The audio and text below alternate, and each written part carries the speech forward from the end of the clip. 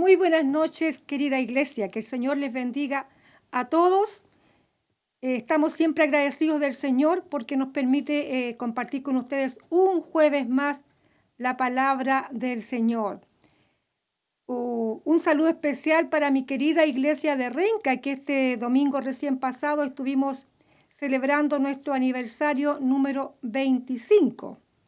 Una linda fecha, una linda cantidad de años que esperamos, confiamos en que el Señor en este tiempo se haya agradado de nosotros. Dios ha sido fiel, nos ha guardado, nos ha sustentado y por eso que cada vez que celebramos estos aniversarios lo hacemos agradeciendo al Señor, porque es el sentido que tiene celebrar, ¿verdad? Agradecer a Dios por la fidelidad del Señor para con su iglesia. Jueves 5 de noviembre del 2020 y también por las muchas misericordias del Señor, aquí estamos en pie, guardados por el Señor. Aunque por ahí con algunas amenazas de que si no nos portamos bien aquí en mi comuna, que es Quinta Normal, nos van a regresar a la fase 2. Esperemos en el Señor que así no sea, hermanos queridos. Oramos para que el Señor tenga misericordia de nuestro país y de la iglesia y nos permita ir más bien normalizando esta situación y no retrocediendo. Que el Señor guarde a los suyos, que nos guarde de contagio, pero que también nos haga prudentes para que lo que nos corresponde podamos también poner lo que es lo que tenemos que poner nosotros, que es la prudencia y la sabiduría para conducirnos. Bien. Vamos a ir a la palabra del Señor y el Señor ha puesto una palabra bien especial en esta ocasión en mi corazón. Y quiero invitarles para ello a leer en el Evangelio según San Mateo capítulo 7, del versículo 1 al 6, justamente el párrafo que ahí está separado en nuestra versión de la Biblia Reina Valera. No sé cómo está separado en las demás versiones, pero generalmente es igual. Vamos a leer entonces capítulo 7 de Mateo, versículo 1 al 6. Dice así la palabra del Señor. No juzguéis para que no seáis juzgados. Porque con el juicio con que juzgáis, seréis juzgados. Y con la medida con que medís, os será medido. ¿Y por qué miras la paja que está en el ojo de tu hermano y no echas de ver la viga que está en tu propio ojo? ¿O cómo dirás a tu hermano, déjame sacar la paja de tu ojo, y he aquí la viga en el tuyo? Hipócrita, saca primero la viga de tu propio ojo, y entonces verás bien para sacar la paja del ojo de tu hermano. No deis lo santo a los perros, ni echéis vuestras perlas delante de los cerdos, no sea que las pisoteen y se vuelvan y os despedacen. Amén. Una lectura quizá de esas que no son tan lindas de escuchar a simple vista, a primera vista, ¿cierto? Cuando uno está angustiado, cuando uno está en pruebas, siempre lo que quiere escuchar es una palabra de consuelo, una palabra de aliento, una palabra de esperanza, una palabra que le abre el horizonte a uno. Y no palabras como estas. Pero hermanos queridos, toda la Biblia es palabra del Señor y necesitamos escuchar toda la palabra del Señor. Y gracias a Dios porque el Señor ha sido bueno con nosotros y nos ha dado todo tipo de palabra. Hemos escuchado diferentes mensajes. Nuestros predicadores generalmente en la semana están trabajando en esta área y cada uno tiene su forma y tiene su énfasis para compartirnos lo que el Señor le pone en su corazón. Así que hemos tenido de todo tipo de palabra, pero ahora al Señor le ha placido que comparta esto con ustedes por alguna razón, porque yo siempre pido palabra al Señor y lo que Él pone en mi corazón es lo que yo comparto. Así que veamos, ¿qué nos quiere decir el Señor en esta hora?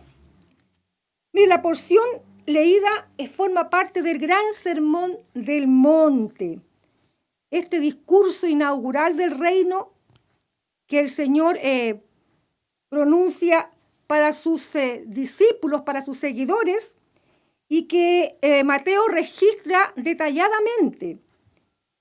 Porque Mateo es el evangelista, es el escritor de los evangelios que hace énfasis en las enseñanzas de Jesús, en lo que Jesús dijo más que en lo que Jesús hizo. Entonces él registra todo detalle, todo lo que el Señor dijo. Lucas también registra este sermón del monte, pero lo hace un poquito más sintético. No tiene el esmero que tiene Mateo. Lucas tiene otro énfasis. Este sermón del monte, que está aquí en los capítulos 5 al 7 de Mateo, constituyen la carta fundamental del reino de Dios, es decir, la constitución política del reino de Dios. Y en él, el Señor, en esta carta, en este sermón del monte, Jesús va a enseñar a sus discípulos, a sus seguidores, los derechos y los deberes de los seguidores del reino, de los ciudadanos del reino. Como ciudadanos, los hijos de Dios tienen lindas, preciosas bienaventuranzas, como podemos leer en Mateo capítulo 5.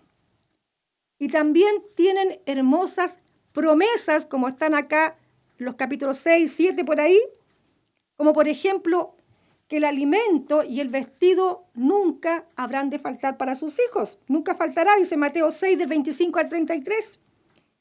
Y promesas como el que pide, recibe, el que busca, halla, y al que llama, se le abrirá. Ahí en Mateo 7, del 7 al 11. No obstante estas promesas y estas bienaventuranzas, los hijos de Dios, los ciudadanos del reino, tienen también importantes demandas, importantes exigencias.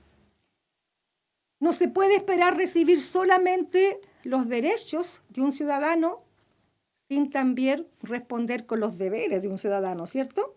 Sin estar dispuestos a cumplir también lo que se nos pide. Y este es un asunto bien importante, hermanos queridos, a tener en cuenta en este tiempo, donde esta cuestión de los derechos de todo tipo se han asentado en nuestra sociedad, en nuestra cultura, y también han permeado a la propia iglesia, donde también encontramos ahora hermanos que exigen derechos, que quieren ser cristianos a la manera que les acomoda, a la manera que creen que debe ser, porque piensan de que ellos tienen derecho a discernir de esa forma eso, y que así lo entienden. Hermanos amados, en el Sermón del Monte, Jesús muestra a sus seguidores la correcta manera de conducirnos en el reino de Dios, la correcta manera de vivir la nueva vida en el reino de Dios. Dice la palabra del Señor que hemos sido trasladados del reino de las tinieblas al reino de la luz. Y en este reino de la luz, bueno, hay exigencias, hay demandas, y eso el Señor enseña aquí en el Sermón del Monte. El que pretende pertenecer entonces al reino de Dios, al reino de la luz, debe vivir acorde a los hijos del reino, ¿cierto? Para los pastores, sobre todo, es difícil predicar cosas como esta, porque sermones de este tipo no ganan muchos adeptos, y uno siempre quisiera tener la iglesia llena, ¿cierto? Y por eso es que a veces predicar cositas más de bendición por esa área, hacer ese énfasis que es palabra del Señor también, pero quizás hacer mucho énfasis solo en eso, a veces es más popular que predicar también la otra parte, el lado B de la palabra del Señor. Esta conducta que deben tener los hijos de Dios, los ciudadanos del reino, no se traduce en solamente acatar reglas externas que dan la apariencia de piedad, que muestran a una persona quizás que hace cosas buenas y por eso a veces parece como un buen cristiano, como parecían los fariseos haciendo obras, ¿cierto? Haciendo cosas que daban apariencia de piedad solamente, sino esta conducta tiene que ver con el interior de la persona. El Señor dice que debemos tener un corazón, enseña a través de estas enseñanzas que tenemos que tener un corazón de acuerdo a la voluntad de Dios, no solo en apariencia, sino que también en santidad, en obediencia, en amor, en servicio, en fin. El acento en este Sermón del Monte, en las enseñanzas del Sermón del Monte, está en la actitud del corazón, en las intenciones, en las motivaciones, en los pensamientos, en el carácter, y eso lo conoce el Señor. Porque lo que hacemos por fuera, ¿cierto?, puede ser engañoso. Puede engañar a los demás y puede engañarnos a nosotros mismos también. Y en esta ocasión, donde hemos leído, Jesús enseña a sus seguidores algo bien particular y les instruye acerca de el juzgar a los demás, como dice el título acá en la Reina Valera.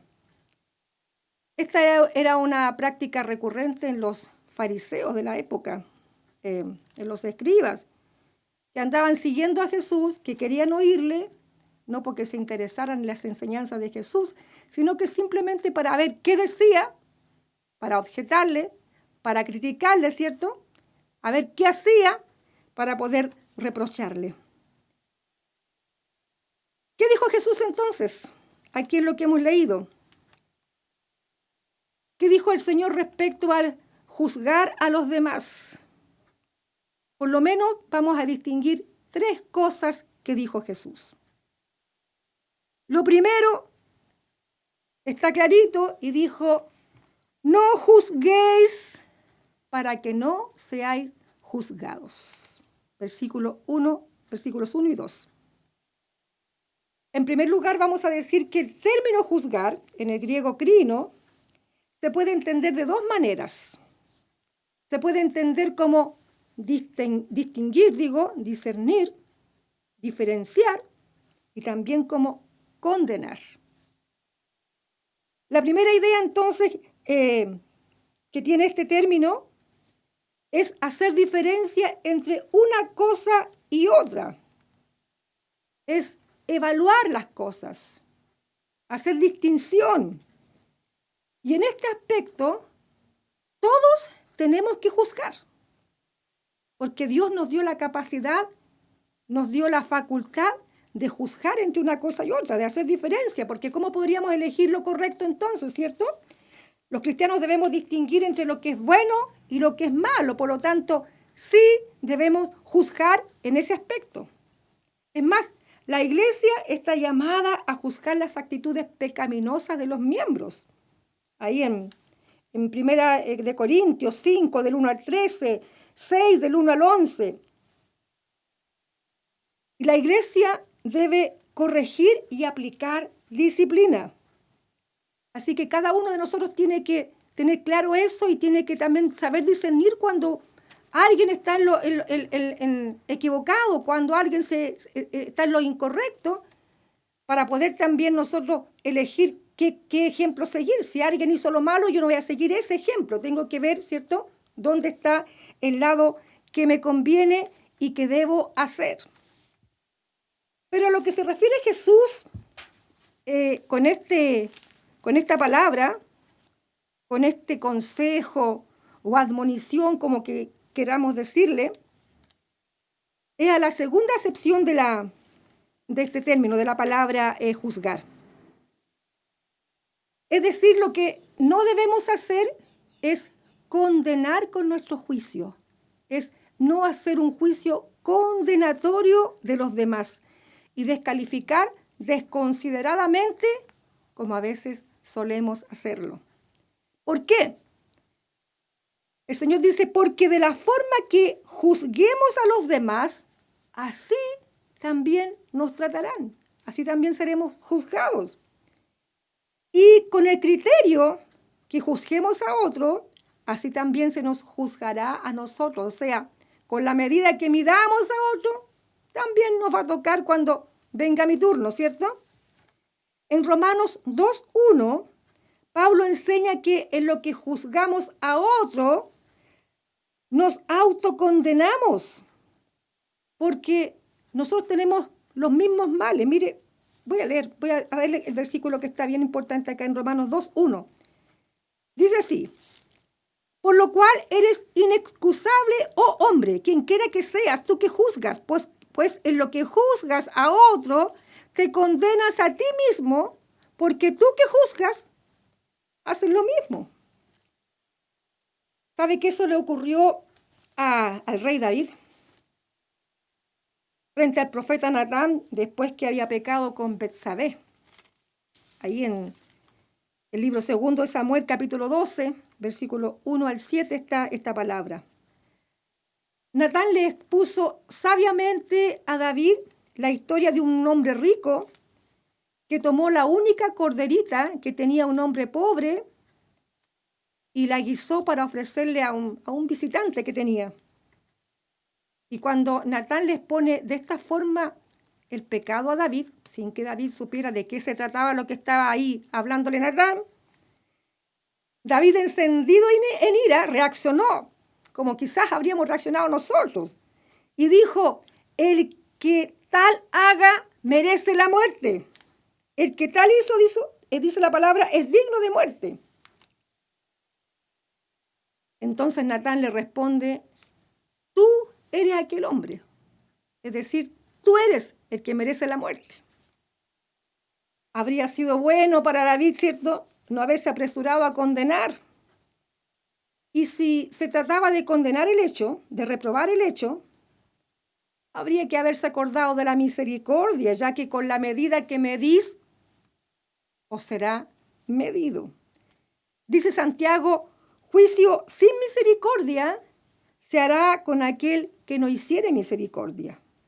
Muchos tenemos la tentación a juzgar apresuradamente a otros, ¿cierto?, como que si Dios nos hubiese puesto por jueces. Así es que la primera enseñanza que hay aquí, la primera cosa que vemos que Jesús dijo, es: no juzguéis para que no seáis juzgados. La segunda cosa que el Señor enseñó aquí en su palabra, dice así: si has de juzgar, comienza por casa.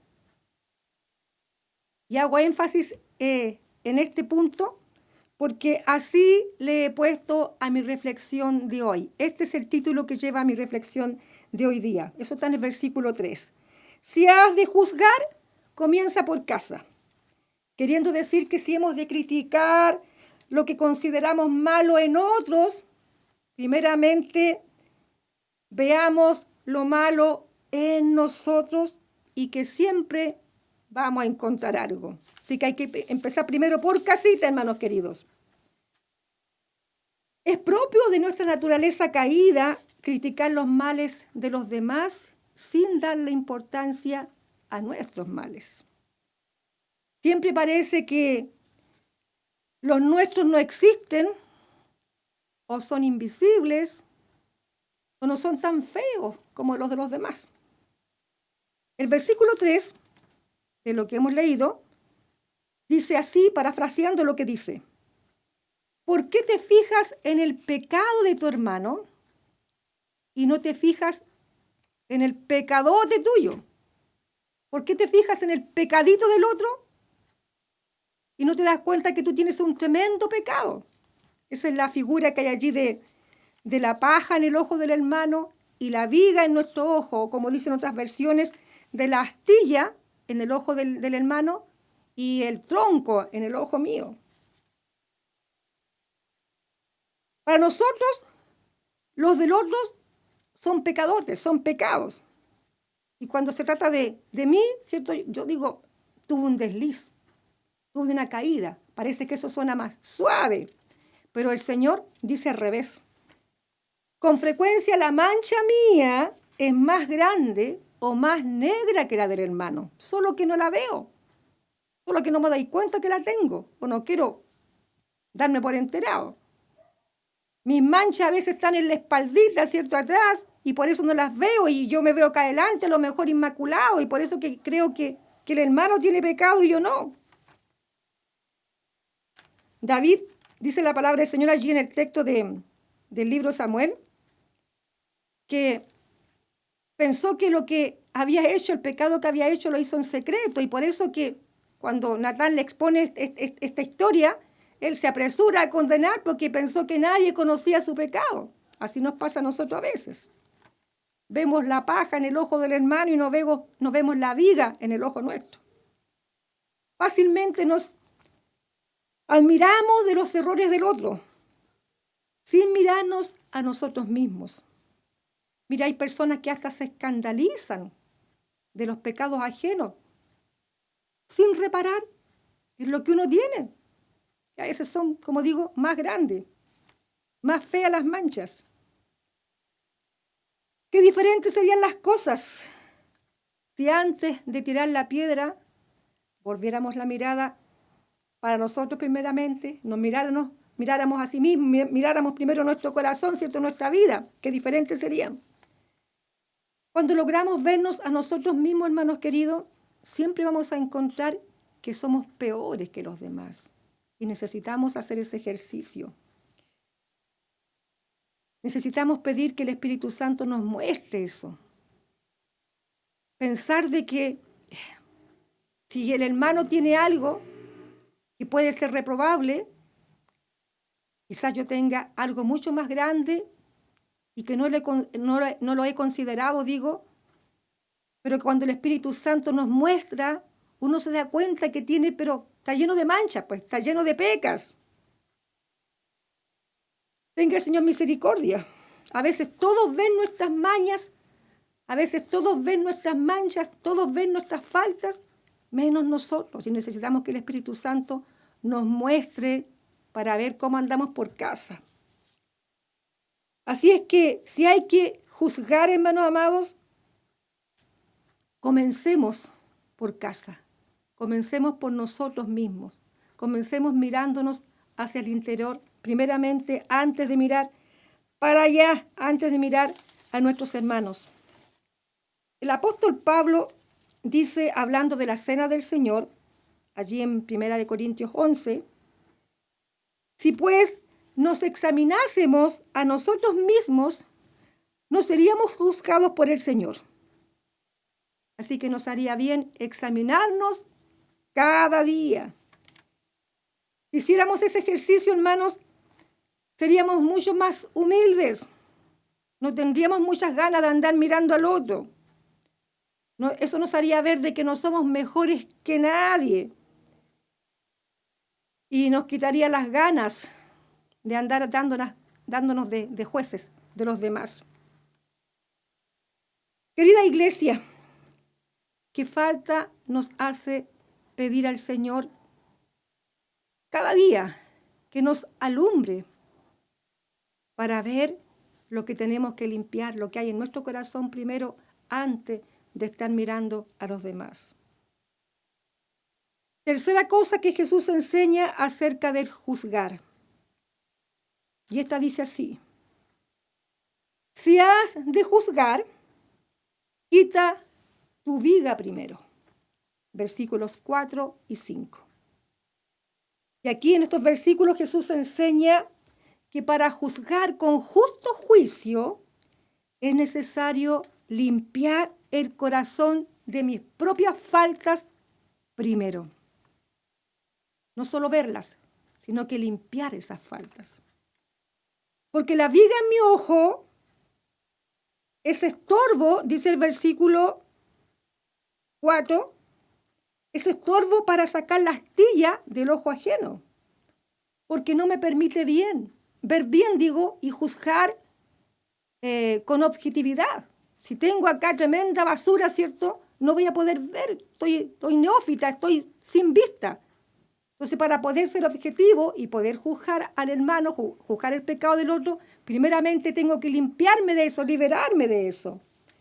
Además, ¿con qué autoridad podríamos juzgar a otro sin haber corregido nuestra vida en primer lugar? El versículo 5 dice que seríamos hipócritas. Y este punto es muy práctico para cuando como cristianos o como iglesia tengamos que corregir al que se ha desviado de la verdad, porque eso tenemos que hacerlo. Como iglesia dice el Señor que tenemos que juzgar al que ha caído de la gracia del Señor y está en error. Y esa es la enseñanza que tenemos de Jesús. Pero aquí se nos pide ser libre primero de nuestras faltas para tener esa autoridad, para poder juzgar a los demás y poder corregirlos.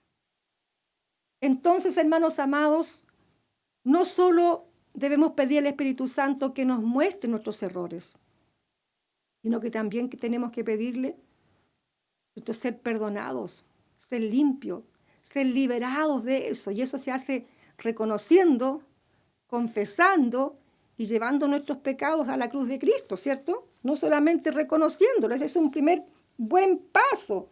Pero decir, sí, yo sé que soy malo, yo sé que tengo faltas, y yo también sé que tengo lo mío, no ayuda mucho, no avanzamos mucho con eso. Reconocerlo es un primer paso, pero hay que ir más allá, ¿cierto? Hay que confesar el pecado al Señor y llevarlo a la cruz de Cristo para ser liberado de ese pecado. Esta interesante enseñanza de Jesús, aquí en el Sermón del Monte, concluye con un versículo bastante llamativo, versículo 6. No deis lo santo a los perros, ni echéis vuestras perlas delante de los cerdos, no sea que las pisoteen y se vuelvan y os despedacen. Este parece un texto aislado. Ha sido difícil poder explicarlo cuando uno estudia los evangelios. Sin embargo, aquí hay un mensaje un poco, como podríamos decir, oculto, ¿cierto? Medio escondido, y posiblemente tenga la siguiente interpretación. Hay enseñanzas de estas que el Señor está dando aquí en el Sermón del Monte, y como muchas otras enseñanzas, hay enseñanzas que no serán bienvenidas por aquellos que no tienen el corazón dispuesto a recibir la corrección del Señor, a recibir la enseñanza del Señor. Hay gente que no está dispuesto a vivir de acuerdo a las exigencias del reino de Dios y quieren vivir a su manera el Evangelio. Entonces cosas como esta no les van a simpatizar. Así que podría ser que esa sea la interpretación que le podemos dar a este versículo 6. Y deseamos de todo corazón en esta hora de que nosotros que estamos recibiendo esta palabra, yo primeramente, usted que está escuchándola, ¿cierto? No seamos de aquellos, sino que seamos de aquellos que aman la palabra del Señor y que esperan recibir toda la enseñanza del Señor. Sea linda o no sea linda, sea agradable o no sea tan agradable al oído. Amados hermanos, la propensión a fijarse en la falta de los demás y no verse a sí mismo es una cuestión que está como arraigada en nosotros y que nos cuesta, ¿cierto?, salir de eso. Y cómo es difícil poder corregirlo. Sin embargo, la palabra del Señor nos da el consejo para corregirnos de eso porque quiere hacernos bien. La mayoría somos reos de esta palabra, yo me incluyo, porque esta tendencia la tenemos todos. ¿Quién no mira para allá y para acá y opina, ¿cierto? Y no es malo opinar, pero como dijimos al comienzo, el tema es, no debemos condenar, no debemos descalificar apresuradamente, sin misericordia, sin considerarnos a nosotros mismos. ¿Cuánto daño ha hecho este tema a la iglesia del Señor? Porque el vivir fijándonos en lo que hacen o lo que dicen los demás para criticarlos, nos amarga la vida a nosotros primeramente y nos retrasa el crecimiento espiritual, ya que en lugar de centrarnos en Cristo y en ver la forma de agradarle mejor, de hacer su palabra, de obedecerle mejor al Señor, en vez de en eso, centrarnos en eso, ¿cierto?, que dé vuelta a nuestra vida, lo que hacemos es pegarnos en lo que hacen los demás y allí el Señor queda de lado y lo que prima es el error, el pecado del hermano. Y el diablo nos marchita, hermanos, porque hay gente que se ha marchitado por esto, nos marchita espiritualmente y no avanzamos ni tampoco dejamos avanzar a otros. ¿Cuántos hermanos conocidos, de tanto que hemos recorrido iglesias por ahí, conocemos gente que en otro tiempo fueron buenos hermanos, hoy día están estériles espiritualmente hablando, porque desviaron su mirada de Cristo, encontraban detalles en la iglesia, en los pastores, en los hermanos, que no les gustaba la liturgia, que no les gustaba la música, que las ofrendas, que los diezmos, que esto, que aquello. Gente que se vivía viendo esos detalles y hoy día no son nada. Y a donde fueron no se pudieron afirmar, porque donde uno va, pues hermano, va a encontrar detalles, si en eso andamos fijando, ¿no es cierto? Entonces, mire, cómo el diablo anula a las personas, a buenas personas que podrían haber sido buenos elementos en la obra del Señor, hoy día están marchitos por dar énfasis al juzgar a los demás y no preocuparse de corregir nuestra propia vida, de limpiar el corazón ante el Señor. En el mismo Sermón del Monte el Señor dijo, si tu ojo es malo, todo tu cuerpo es malo. Todo tu cuerpo está en tinieblas. Así que si no nos corregimos nosotros, donde quiera que vamos a encontrar detalles, vamos a encontrar pecados. Así que, iglesia querida, nuestro ruego al Señor ahora, nuestra oración al Señor, es que en su gran misericordia Él nos ayude a hacer esta palabra, porque no son tiempos de desviar la mirada de Cristo, no son tiempos de andar haciéndole caso al diablo, porque el diablo anda usando todo tipo de artimaña para desunir la iglesia, para desunir a los hermanos, para enfriarlos, para marchitarlos, ¿cierto? Y anularlos como miembros de una iglesia, como elementos, a lo mejor instrumentos poderosos en las manos del Señor. El diablo anula a gente de esa forma. Así que tenga el Señor misericordia y nos ayude a tener este deseo, esta pasión en el corazón de pedirle siempre al Espíritu Santo que nos alumbre para ver nuestra vida primeramente. Así que recordemos esta palabra, hermanos. No juzguéis para que no seáis juzgados. Y si has de juzgar, comienza primero por casa. Y si has de juzgar, quita tu viga primero. Qué bueno sería que empezáramos desde hoy mismo, ¿cierto? A ver la vida de otra manera, hermanos. Que el Señor bendiga a su iglesia, que el Señor les guarde cada día. Cuídense mucho para que ojalá vayamos avanzando en estos paso a paso y no tengamos que retroceder. Y una preciosa alabanza que les voy a compartir también para alegrar un poco el alma. Bendiciones y si Dios lo permite, nos seguimos viendo el domingo y el próximo jueves como en una reflexión igual a la de hoy.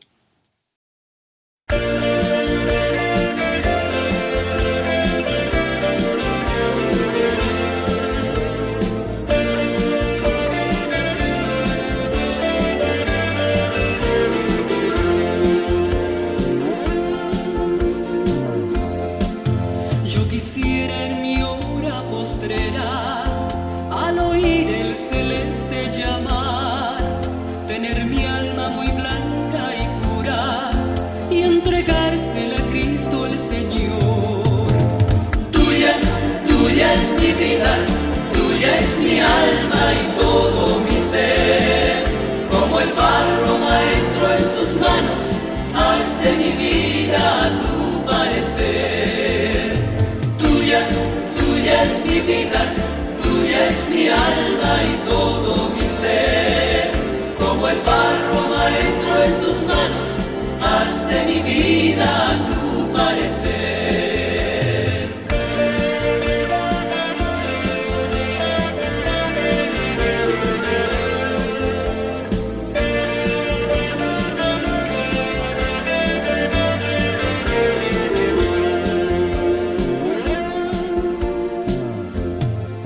Oh Señor, ya no cuentes las horas, solo espera un momento más.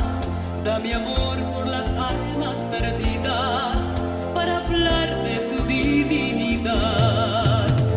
Tuya, tuya es mi vida, tuya es mi alma y todo mi ser.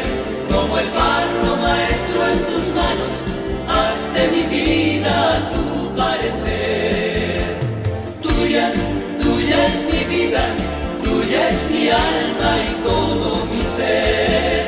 Como el barro maestro en tus manos, haz de mi vida tu parecer.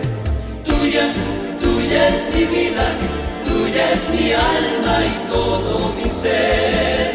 Como el barro maestro en tus manos, haz de mi vida tu parecer.